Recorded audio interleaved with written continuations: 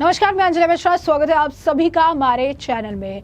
BJP के सांसद निशिकांत दुबे ने जिस तरीके से बयान दिया और ये कहा था कि अगर कानून बनाने का काम सुप्रीम कोर्ट करेगी तो संसद पर ताला लगा देना चाहिए। इसके बाद भी तमाम उन्होंने बयान दिए थे। सीजेआई को लेकर भी उन्होंने काफी कुछ कहा था, जिसके बाद कांग्रेस काफी सक्रिय हो गई। कांग्रेस के नेताओं ने, किसी ने निशिकांत दुबे के खिलाफ अवमानना का मामला जो है जाके इसके खिलाफ याचिका डाल दी, किसी ने निशिकांत दुबे को इस्तीफा देने के लिए कह दिया। कांग्रेस के कई अन्य नेताओं ने यहां तक आरोप लगा दिया बीजेपी जो है वो न्यायपालिका पर कब्जा करना चाहती है। ये चाहती है कि सत्ता में यही रहे, कानून भी यही बनाए, न्याय देने का काम भी यही करे। तमाम तरीके के बयान दिए गए, लेकिन इसके बाद जो देखने के लिए मिला वो बड़ा ही दिलचस्प नजारा था, और वो ये था कि जो कांग्रेस सुप्रीम कोर्ट और बाकी चीज़ों की वकालत करती नजर आई, उनके ही पूर्व के नेता और लीडर्स सुप्रीम कोर्ट को लेकर कैसे बयान दिया करते थे, वो किस तरीके से सुप्रीम कोर्ट के हस्तक्षेप को खतरनाक बताया करते थे। अब ऐसे में एक और वीडियो सोशल मीडिया पर बड़ी तेजी से छाया हुआ है, और ये वीडियो है यूपीए सरकार में रहे पूर्व लोकसभा अध्यक्ष सोमनाथ चैटर्जी जी का।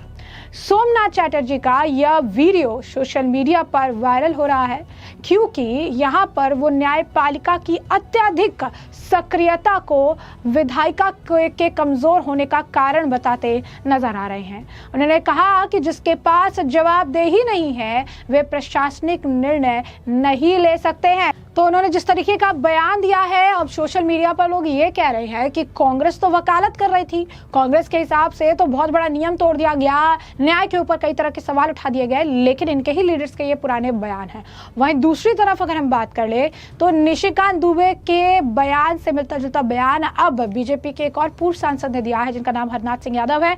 उन्होंने भी बहुत बड़ी बात जो है कही है, बाकायदा एक लंबा चौड़ा पोस्ट भी उन्होंने लिखा है। तो ऐसे में ये पूरा माजरा क्या है जानेंगे विस्तार से। सबसे पहले बात कर लेते हैं सोमनाथ चैटर्जी की। तो सोमनाथ चैटर्जी जो यूपीए सरकार के दौरान लोकसभा के स्पीकर रहे, 10 बार जीते, और उसके बाद पार्टी ने उन्हें निष्कासित भी कर दिया था।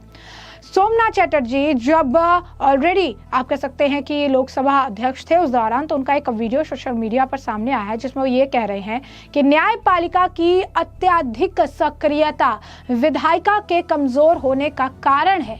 जिसके पास जवाबदेही नहीं है वे प्रशासनिक निर्णय नहीं ले सकते हैं। जी हाँ, बिल्कुल सही सुना आपने। उन्होंने कहा जिसके पास जवाबदेही नहीं है, जो जनता को जवाब नहीं देना पड़ेगा, जिससे सवाल नहीं पूछे जाएंगे, वो प्रशासनिक निर्णय भी नहीं ले सकता है। ये बात उन्होंने सुप्रीम कोर्ट पर ही कही थी। उनका ये मानना था कि जब जनता ने हमें चुनकर सत्ता में बैठाया है, जनता को जवाबदेही हम है, कुछ सही और गलत होगा तो जनता हमसे पूछेगी, हमें जवाब देना है। तो जिसको जवाब देना ही नहीं है वे प्रशासनिक निर्णय नहीं ले सकते हैं। लोग सोशल मीडिया पर इसे लेकर लगातार साझा कर रहे हैं, इस वीडियो को तरह तरह के कमेंट कर रहे हैं, और कांग्रेस की दोहरी राजनीति, ऐसे दोगलेपन के बारे में भी लोग जो है काफी कुछ लिख रहे हैं। ये लिख रहे हैं कि बीजेपी की सरकार है, बीजेपी का कोई एक नेता है जो इस तरीके का बयान दे रहा है तो ये उनके इस्तीफे की मांग कर रहे हैं। कपिल सिब्बल भी कोर्ट चले जा रहे हैं, अवमानना का जो है मामला है चलाया जा रहा है, सिंघवी है वो भी कोर्ट की तरफ दौड़ रहे हैं। लेकिन यही कपिल सिब्बल और यही सिंघवी तब कहाँ थे जब इस तरीके के बयान दिए जाते थे। वो भी छोड़िए, आपको बता दें कि कांग्रेस की जो मेन लीडर है, खुद जो देश प्रधानमंत्री रह चुकी हैं इंदिरा गांधी, उन्होंने भी एक बार सुप्रीम कोर्ट के अधिकार पर सवाल उठाया था। उन्होंने कहा था कि क्या न्यायाधीश ये निर्णय लेने में सक्षम है, चुनाव क्यों होते हैं, लोकतंत्र क्यों है। सुप्रीम कोर्ट को भारत की अर्थव्यवस्था को नष्ट करने की कोशिश करने वाली ताकतों के बारे में कैसे पता चलता है। तो आप देखिए कि ये तमाम जो बयान है, ये तमाम जो सवाल है, ये कांग्रेस के 2 बड़े और वरिष्ठ नेताओं द्वारा सुप्रीम कोर्ट पर उठाए गए थे। लेकिन उस वक्त ना कपिल सिब्बल कभी नजर आए, ना कभी सिंघवी नजर आए, और ना कभी किसी ने ऐसे क्वेश्चन किया कि आप सुप्रीम कोर्ट पर सवाल कैसे उठा सकते हैं। इंदिरा गांधी का भी ये वीडियो बीजेपी के कई नेताओं ने साझा किया, और बीजेपी ये लिखती नजर आई कि कांग्रेस को अपने इतिहास के बारे में पता होना चाहिए। कांग्रेस को ये पता होना चाहिए कि आज जो कांग्रेस उठकर सवाल कर रही है, इस मुद्दे पर राजनीति कर रही है, इस्तीफे की मांग कर रही है, उसी कांग्रेस का इतिहास क्या रहा है। प्रदीप भंडारी ने भी कल बयान दिया था, और प्रदीप भंडारी ने भी बताया कि कांग्रेस आज जो ये बड़ी बड़ी बातें करती है, उनके इतिहास में उन्होंने कैसे पहले जो जज थे उन्हें इमरजेंसी के दौरान जस्टिस नहीं बनने दिया, कैसे इमरजेंसी लगा लगाकर कानून और मीडिया पर कब्जा किया गया था, कैसे एक स्पेसिफिक जज के खिलाफ गालियों का इस्तेमाल किया जाता था, आज वही कांग्रेस सुप्रीम कोर्ट के लिए ऐसे मानो ढाल बन के खड़ी, उस पर राजनीति करने से पीछे नहीं हट रही है। इस बीच निशिकांत दुबे के बयान से मिलता जुलता बयान अब भाजपा के एक पूर्व सांसद हरनाथ सिंह यादव ने दिया है, जहां पर उन्होंने लंबा चौड़ा पोस्ट लिखा। क्या लिखते हैं वो लिख रहे हैं, संसद देश के 145 करोड़ नागरिकों की आवाज है, 3, 5 या 7 जजों की बेंच उसे दबा नहीं सकती।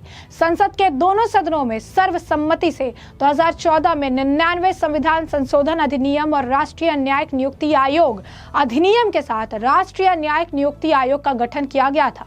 इस आयोग का उद्देश्य कॉलेजियम प्रणाली के स्थान पर सर्वोच्च न्यायालय और उच्च न्यायालयों में न्यायाधीशों की नियुक्ति के लिए एक स्वतंत्र आयोग बनाना था। परंतु 2015 में सर्वोच्च न्यायालय ने 99 संविधान संशोधन को असंवैधानिक घोषित कर दिया और एनजेएसी को रद्द कर दिया। न्यायालय ने माना कि एनजेएसी भारत के संविधान के मूल ढांचे का उल्लंघन करता है, न्यायिक स्वतंत्रता को कमजोर करता है। क्या यह संसद की सार्थकता पर प्रश्न खड़ा करने वाला मुद्दा नहीं है? क्या ऐसी स्थिति में लोकतांत्रिक ढांचा ध्वस्त नहीं हो जाएगा? फिर सर्वोच्च न्यायालय देश को ये क्यों नहीं बताता कि संविधान की वह कौन सी धारा है जिसके अंतर्गत आपने कॉलेजियम सिस्टम बना लिया है? क्या कॉलेजियम सिस्टम भाई भतीजावाद और परिवारवाद को बढ़ावा नहीं देता है? संविधान में विधायिका, कार्यपालिका और न्यायपालिका की सीमाएं निर्धारित है, फिर सीमा उल्लंघन क्यों होता है? सर्वोच्च न्यायालय में बैठे माननीय न्यायमूर्तिगण इस पर कभी विचार नहीं करते कि देश के नागरिकों को पारदर्शी, सस्ता, सरल, सुलभ और शीघ्र न्याय मिले। मेरे विधान परिषद के चुनाव के खिलाफ हाई कोर्ट इलाहाबाद में रिट याचिका थी। मेरे दिल में हाई कोर्ट और सुप्रीम कोर्ट के प्रति बड़ी उच्च धारणा थी कि डिस्ट्रिक्ट कोर्ट की तरह पेशकार आदि के द्वारा जज के पास बैठकर पेशकार चुपके से कैसे वादी प्रतिवादी से उगाही करते हैं। देखकर दंग रह गया कि जो उगाही लोअर कोर्ट में होती है वही हाई कोर्ट और सुप्रीम कोर्ट में भी होती है। सरकारें जनता से चुनकर आती है, उनकी जवाबदेही जनता के प्रति होती है। यदि वो जन विरोधी कार्य करेंगे तो जनता स्वयं इतनी समर्थ है कि वह स्वयं 5 साल बाद अपना निर्णय दे देगी।